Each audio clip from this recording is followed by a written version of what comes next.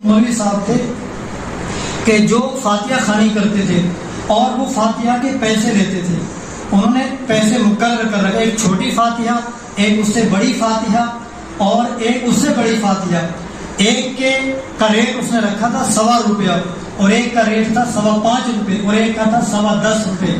جو 1.25 روپے والی فاتحہ تھی اس میں وہ سورہ فاتحہ پڑھتے تھے اور سورہ فاتحہ کے بعد 3 مرتبہ قل هو اللہ احد اللہ الصمد لم یلد ولم یولد ولم یکن لہ کفوا احد، یہ فاتحہ ہوتی تھی. اس کا لیتے تھے وہ 1.25 روپیہ. اور اس کے بعد جو 5.25 روپے والی فاتحہ اس میں وہ پڑھتے تھے پہلے سورہ فاتحہ اور اس کے بعد الم تر کیف فعل ربک باصحاب الفیل، اس سورت سے لے کر والناس تک، یعنی 10 سورتیں پڑھتے تھے. اس کے لیتے تھے وہ 5.25 روپے. اور تیسری فاتحہ جو اس نے جس کے وہ پیسے لیتے تھے 10.25 روپے، اس میں وہ یا تو سورہ یاسین کی تلاوت کرتے تھے یا سورہ تبارک الذی، سورہ ملک جس کو کہا جاتا ہے، یعنی بڑی بڑی صورتیں پڑھتے تھے.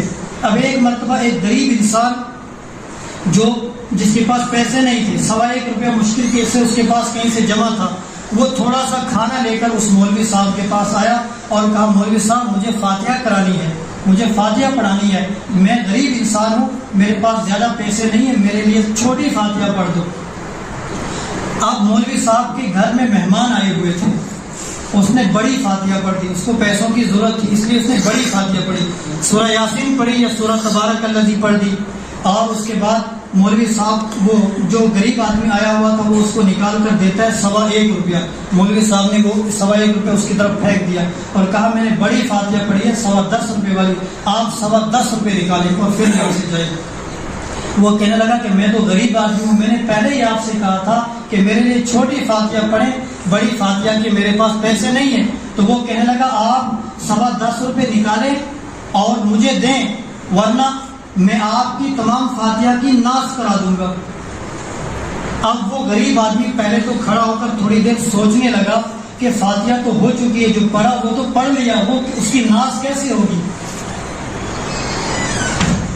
لیکن وہ جو مولوی صاحب تھے فاتحہ پڑھنے والے، اس کے گھر جو مہمان آئے ہوئے تھے، اس نے فوراً اپنے مہمانوں کو کہا کہ آپ ہاتھ اٹھاؤ اوپر اور میں دعا کرتے جاؤں گا، آپ آمین کہو. انہوں نے ہاتھ اوپر اٹھائے اور مولوی صاحب نے شروع کیا قل اعوذ برب الناس ملک الناس الہ الناس من شر الوسواس الخناس. اب اس میں سورۃ کوئے ناس ناس ناس کا لفظ آتا ہے، تو وہ بیچارہ سمجھ رہا ہے کہ میری فاتحہ کی ناس ہو رہی ہے، میری فاتحہ کی ناس ہو رہی ہے. لہذا وہ ڈر گیا، گھبرایا ہوا گاؤں گیا اور کسی کی منت کر کے 10 روپے اس نے ادھار لیے، 1.25 روپیہ اس کے پاس موجود تھا اور لا کر مولوی صاحب کو اس نے 11.25 روپے دیے. اب جب 11.25 روپے مولوی صاحب کو اس نے دیے تو مولوی صاحب خوش ہو گیا، کہا جزاک اللہ، اور 11.25 روپے ڈالے اپنی جیب کے اندر اور کہا اب جاؤ. اب وہ جانے نہیں لگا. تو اب مولوی صاحب نے اس کو پوچھا اب آپ کیوں نہیں جا رہے؟ کہا میری فاتحہ کی جو آپ نے ناز کی تھی اس کو واپس لاؤ، میں پھر جاؤں گا. مولوی صاحب نے مہمانوں کی طرف توجہ کی اور کہا دیکھا کتنا عقل مند انسان ہے، کتنا ہوشیار انسان ہے، دیکھنے میں تو جاہل لگتا ہے، کپڑوں سے تو جاہل معلوم ہوتا ہے، لیکن عقل کتنی بڑی اس کے پاس ہے، ہاتھ اٹھاؤ. اب مہمانوں نے ہاتھ اٹھائے اور مولوی صاحب پڑھنے لگے القاریات، صورت ہے نا، اس کو بگاڑ کر پڑھنے لگے القاریات ملقاریات وما ادراک ملقاریات. جب آ کا لفظ سنا تو بولتا میری فاتحہ کی جو ناس ہوئی تھی وہ واپس آ گئی.